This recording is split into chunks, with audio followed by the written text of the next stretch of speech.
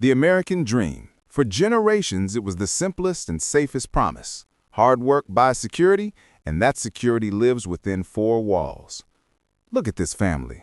They represent millions who believed in the rock-solid stability of a mortgage. But behind that stability, a self-destructing mechanism was already running. A complicated, self-serving machine built not in a lab, but deep within the gilded towers of Wall Street. In 2008, the illusion shattered. Trillions of dollars vanished in weeks. Lehman Brothers collapsed. Millions of families lost everything. The American dream didn't just fail, it became the weapon that almost destroyed the entire global financial system. How did the house, the symbol of safety, turn into a ticking time bomb? This wasn't a natural disaster, it was a calculated failure of engineering, driven by insatiable greed and unfathomable complexity. Most people remember the chaos, but very few truly understand the three obscure financial instruments that form the core of the catastrophe. Today, market memories will demystify them. We will take apart the engine of the crisis piece by piece. First, the toxic fuel, the subprime mortgage. Second, the casing, the CDO, collateralized debt obligation, the toxic asset disguised as gold. And finally, the trigger, the CDS, credit default swap.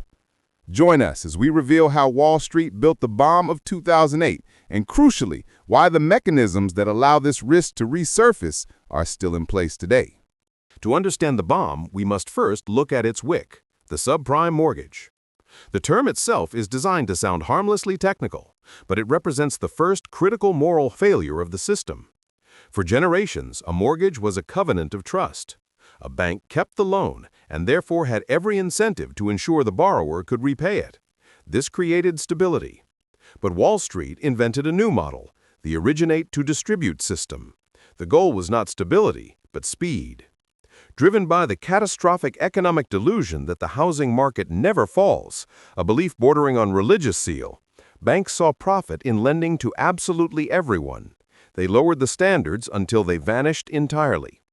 They gave out so-called subprime mortgages to people with poor credit, unstable jobs, zero documentation, and often misleading interest rates that reset after 2 years. The industry openly joked about the era of the ninja loan: no income, no job, no assets. It was lending based not on ability, but on the certainty that the debt would be sold before the borrower defaulted. The loan officers were incentivized with huge bonuses simply for putting ink on paper. The volume of signatures was the only metric that mattered. This rapid transfer of risk, where the originator faced no consequence for failure, was the fatal flaw. Wall Street became a high-speed assembly line. A credit was issued at 10 a.m. in Florida, and by 10:05 a.m., it was packaged, priced, and ready to be sold to an investment fund in London. The toxic asset was no longer the bank's problem. It was now the world's. This entire high-risk originate-to-distribute conveyor belt was lubricated by major political deregulation, specifically the repeal of the Glass-Steagall Act in 1999. This crucial law had separated conservative commercial banking, which holds your savings, from speculative investment banking, which gambles on the markets. By tearing down that wall, the guardrails came down. Suddenly, the risky, high-stakes gambling of the investment bankers was backed by the deposits of ordinary savers in the commercial banks. The race for massive short-term profit accelerated the creation of toxic debt across the country. The system was now engineered to fail. But the true financial sorcery, the core of the ticking time bomb, lay in the next step. How did Wall Street manage to take millions of pieces of worthless, illiquid debt and transform them through financial magic into a golden product that every cautious investor in the world was desperate to buy? The problem for Wall Street was simple. The subprime mortgages were toxic, but they were too few and too complicated to sell globally in bulk. Investors would instantly reject pure junk. They needed a mass-market product that could achieve colossal scale and look respectable. This is where the true financial sorcery began, in the creation of the collateralized debt obligation, or CDO. CDO is a deliberately opaque name for what was essentially a meticulously engineered garbage sandwich. How do you make trash look like treasure? You pooled together hundreds of thousands of individual debts, good mortgages, bad mortgages, prime loans, and the truly rotten ninja loans.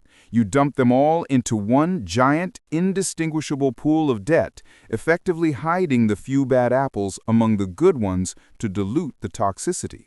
The magic lay in obfuscation. By mixing and repackaging debt, it became almost impossible for any investor or regulator to trace the quality of the underlying mortgages inside the pool. It was a willful act of blinding the global market to risk. Then, you slice this giant pool into tranches, different layers of risk, like cutting the sandwich horizontally. The bottom slices, the equity tranches, took the first losses and were considered pure garbage, but they were a necessary sacrifice.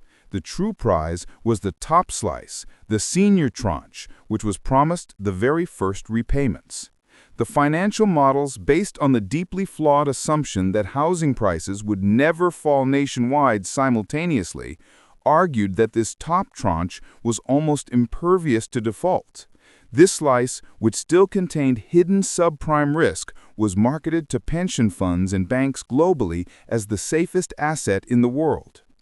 This is where the CDOs received their lethal stamp of approval. The whole charade hinged on the lie that these senior tranches were safe, and the lie was enabled by the most critical failure of gatekeeping, the rating agencies, Moody's and S&P. These agencies are supposed to be impartial judges of risk, protecting investors from hidden dangers. But the truth was cynical.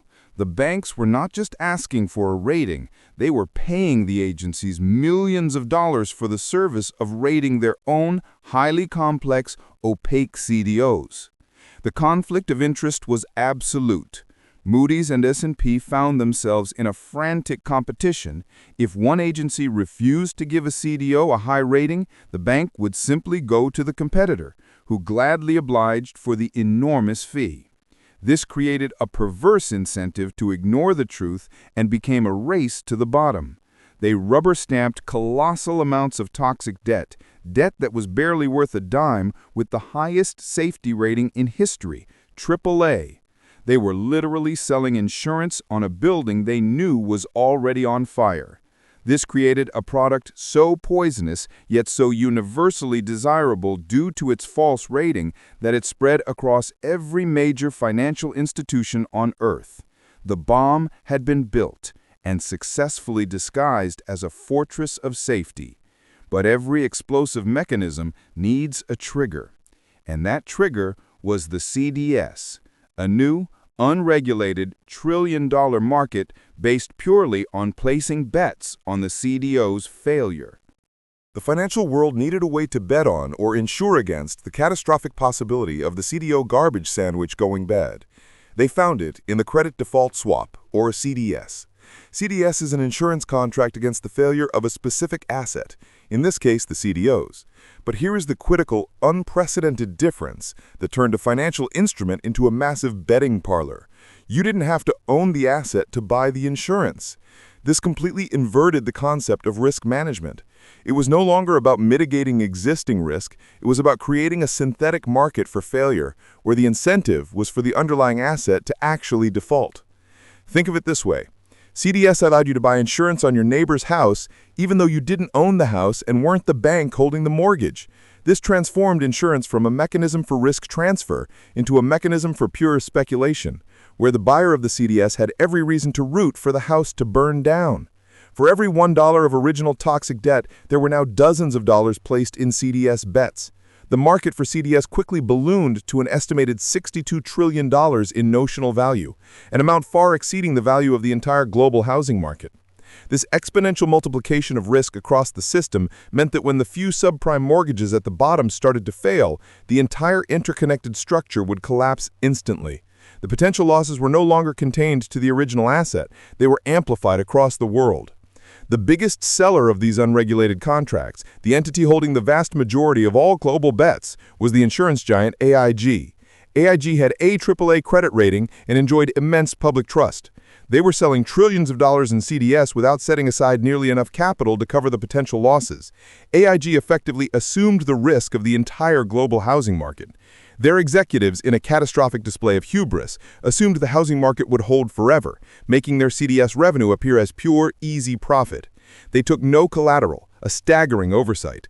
This lack of security meant that the moment the value of the CDOs began to drop, AIG faced demands for collateral and cash that it simply did not have. When the first few subprime mortgages failed, the ninja loans from Florida and California, the losses trickled up the CDO tranches. Suddenly, the AAA assets looked toxic, and the claims against AIG began flooding in from every corner of the globe. AIG faced demands for hundreds of billions of dollars it simply did not possess, threatening to bankrupt the firm overnight. Because AIG had sold swaps to major banks in the US and Europe, including Goldman Sachs, Merrill Lynch, and Deutsche Bank, its failure would have triggered a domino effect, collapsing the entire global financial infrastructure instantly. The entire system, built on layers of hidden, complex debt and amplified by unregulated bets, was now held hostage by one insolvent insurer. The ticking time bomb had finally found its moment of detonation. In September 2008, the timer finally ran out. The subprime market, the toxic fuel we discussed in Part 1, failed en masse. Millions of American families, unable to afford the reset interest rates on their loans, defaulted. The default rate climbed, the AAA CDOs instantly reverted to garbage, and the financial world realized the entire structure, from the mortgages on the bottom to the CDS bets on the top, was hollow and based on nothing. Lehman Brothers was allowed to collapse, sending paralyzing shockwaves through the global system. Meanwhile, AIG, facing demands on those unregulated CDS bets, faced an immediate $180 billion shortfall. Because AIG's failure would have collapsed every major bank on Earth, it was deemed too big to fail and was controversially bailed out by the government, using over $180 billion in taxpayer money. The crisis was a clear message to all of us. Complexity hides risk. If you cannot fundamentally understand the product, if you cannot explain it to a 5-year-old, assume it is designed with the intent to exploit you. This applies not just to exotic derivatives, but to any financial commitment you make. But the biggest, darkest lesson remains the moral hazard. The bankers, who created the bomb and profited immensely from it, walked away unscathed, knowing they would ultimately be saved by the government. The fundamental structures, the excessive complexity, and the powerful incentive for massive short-term profit are still present in the system today, awaiting the next ticking time bomb. Thank you for joining Market Memories.